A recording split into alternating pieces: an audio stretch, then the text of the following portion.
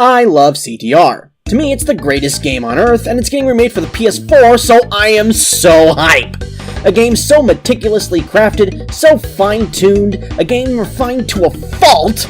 Ask anyone who loves this game why they love it, and the response will be similar on all fronts. In CTR, driving just feels good. However, before CTR comes to PS4, there are some changes that need to be made.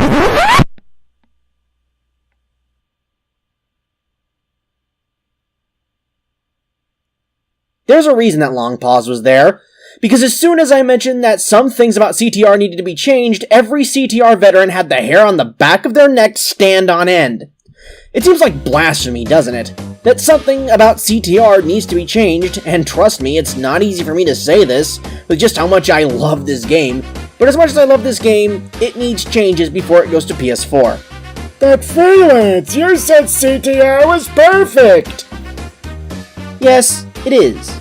In its current state, CTR for the PS1 is perfect. However, PS1 and PS4 are two different systems capable of different things. More specifically, online competitive play. And if we want CTR to survive in the online market, some things have to change in order to make the game more balanced, accessible, and competitive. Heck, CTR could be the first kart racer with an actual competitive scene, similar to that of Smash Bros., where you could see CTR at tournaments, have open competitions, and even an ever-changing meta. How about it? Nitro-Fueled and Evo, yeah? No? Well, a man can dream. And if we want to achieve that dream, I believe I have some changes that can be made to make the game better.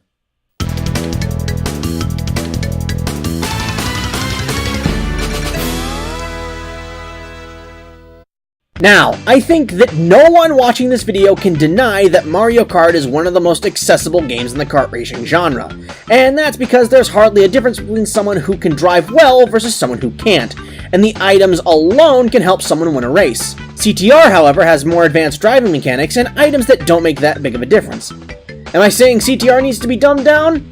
No! But something needs to be done so that online players don't immediately jump online, wonder why everyone is going faster than them, and then immediately rage quit and never touch the game again. But don't worry! CTR comes with one of the best teaching tools of any kart racer. The Adventure Mode!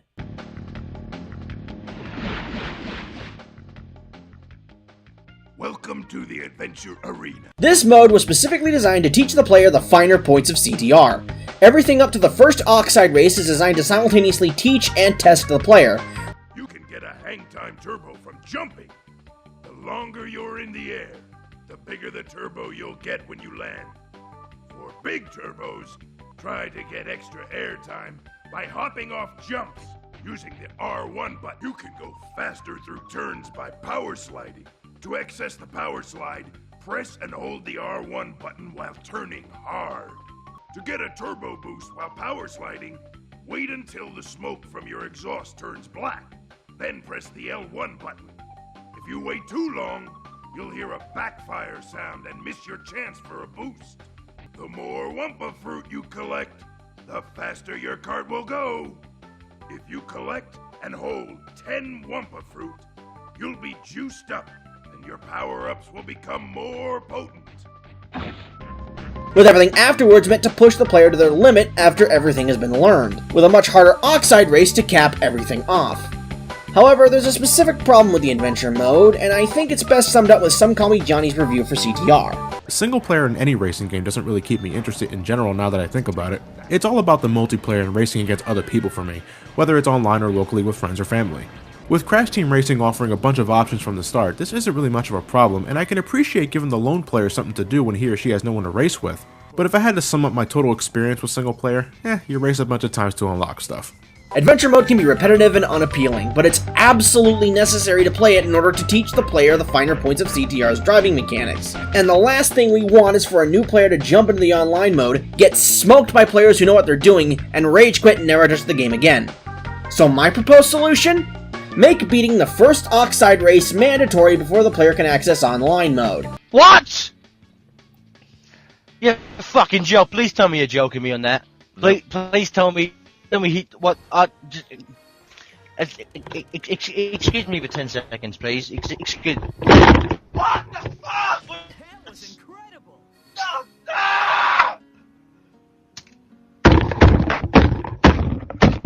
But Freelance, what if I'm a CTR veteran who just wants to jump into the online mode right away? Well, I'm sorry, but you're gonna have to take one for the team.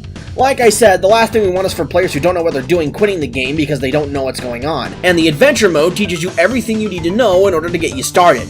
Making the limit the first Oxide race makes it so that the new players have a good amount of experience, while veterans can blow through it quickly.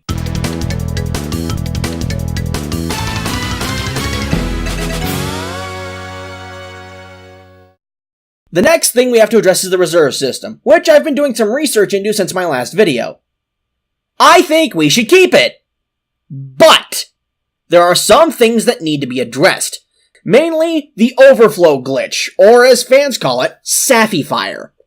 Now, overflow glitches are nothing new in games. In fact, one of the most famous overflow glitches is used in speedrunning in a specific game you might have heard of.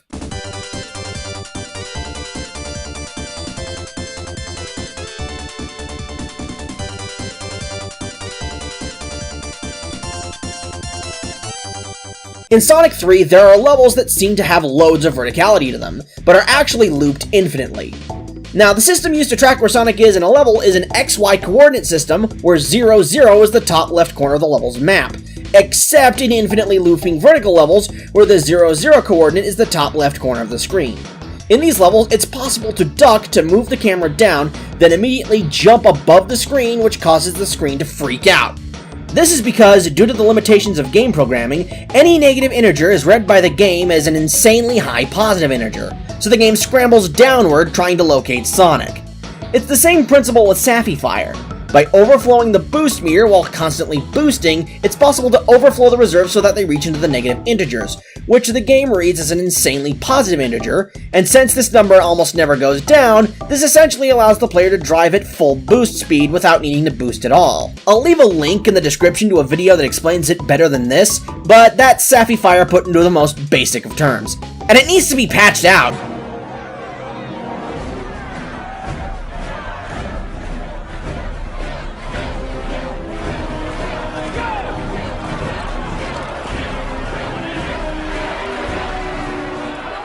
Look, those idiots don't even know where we live.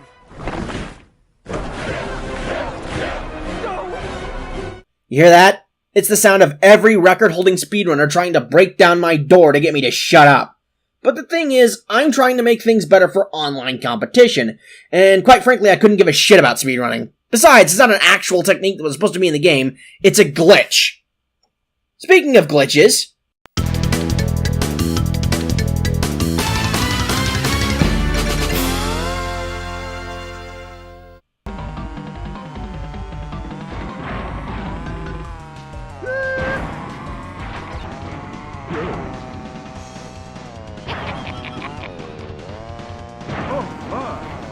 Yeah! Patch these out too. Moving on.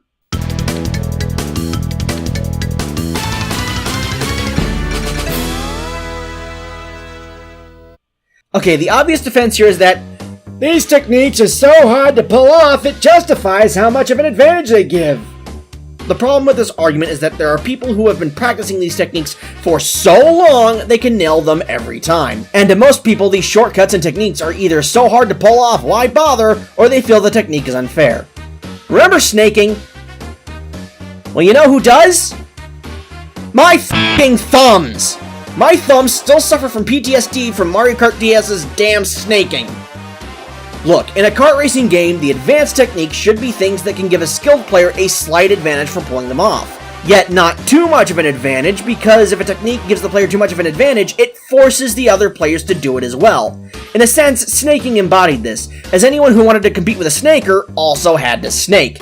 And it wasn't like items made up the difference, because snakers could instantly get back up all of their speed by snaking.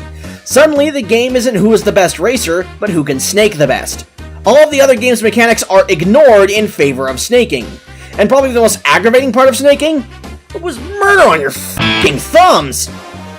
This game does the same things with CTR's unintentional shortcuts and Saffy Fire. Yeah, they're incredibly hard to pull off, but by doing them, you force everyone else to either learn and perform this with perfection, or rage quit because it's not worth it. And if you want CTR to survive, you don't want that.